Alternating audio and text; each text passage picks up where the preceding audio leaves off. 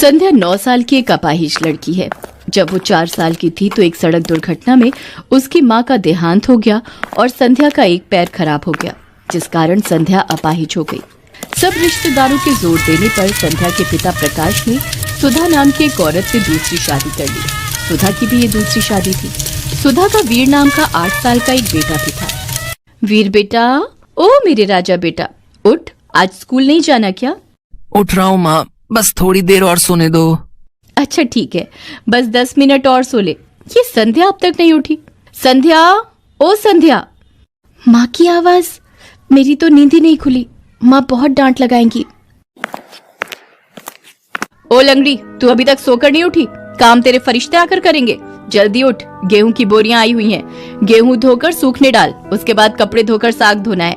साग को अच्छे से धोना, अगर सफाई से काम नहीं हुआ तो मेरे गुस्से का तुझे पता है।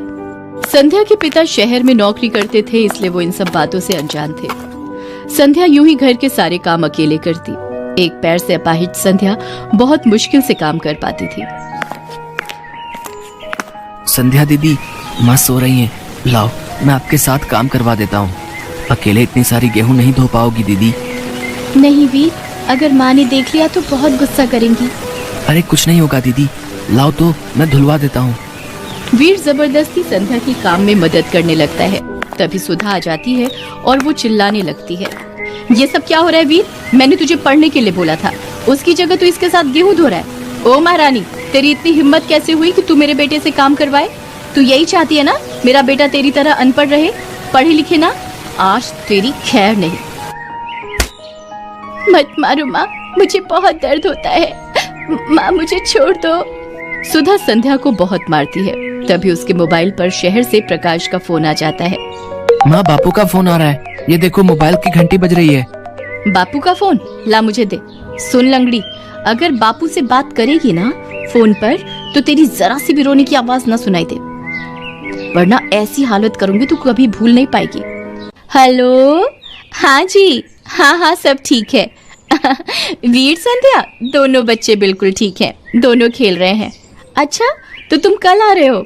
हाँ, परसों वैसे भी दिवाली है, फिर भाई दूज करके ही वापस शहर जाओगे ना? हाँ, भाई दूज करके ही जाऊंगा। सुधा, जरा संध्या और वीर से भी बात करवाओ। अच्छा, करवाती हूँ।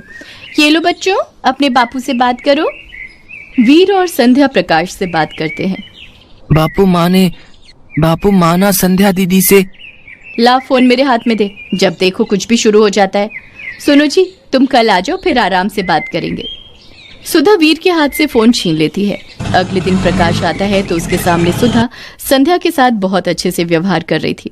दिवाली के 2 दिन तक प्रकाश वीर और संध्या के साथ खूब मस्ती करता है। कितना मजा आया बापू, दिवाली पर इतने सारे पटाखे तो हमने कभी नहीं चलाए थे। संध्या बिटिया, तू उदास है, तू भी कुछ बोल। अरे बच्ची है, दिवाली की थकान हो जाती है, इसी वजह से कुछ नहीं बोल रही है। सुधा संध्या को घूर कर देखती है। संध्या डर जाती है। बापू, माँ ठीक कह रही है, वो दिवाली पर बहुत सारे पटाखे चला लिए ना, तो उसकी वजह से आंखों में बहुत दर्द हो रहा है।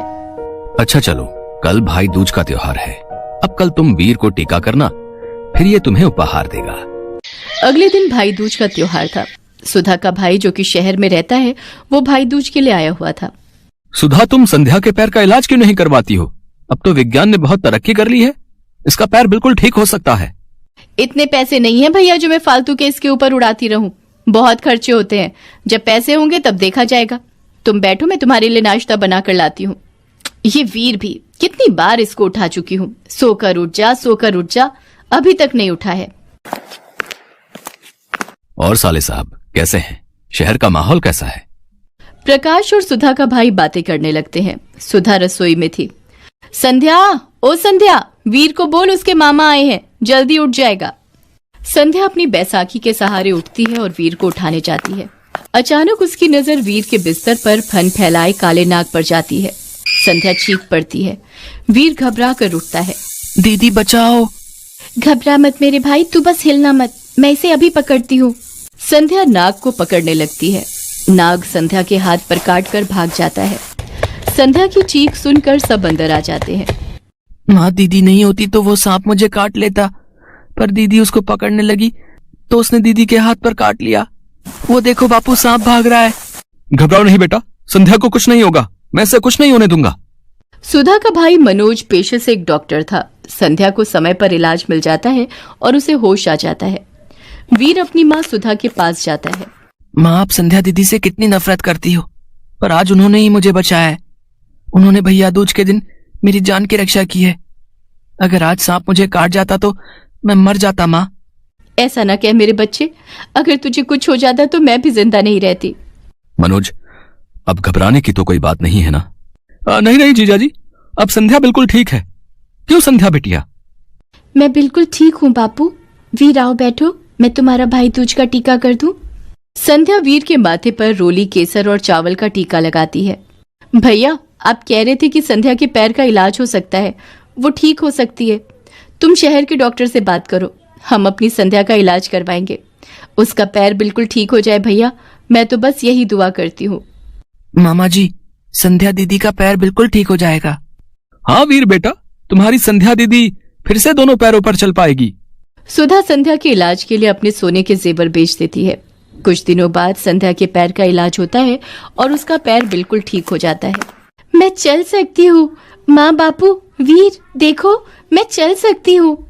भगवान का लाख लाख शुक्र है, मेरी बच्ची फिर से चलने लगी। मेरी बच्ची। सुधा संध्या को गले लगा लेती है। जिस माँ के प्यार को संध्या कई सालों से तरस रही थी, वो आज उसे मिल गया था। उसके पास अपने माता, पिता और भाई तीनों का प्यार था।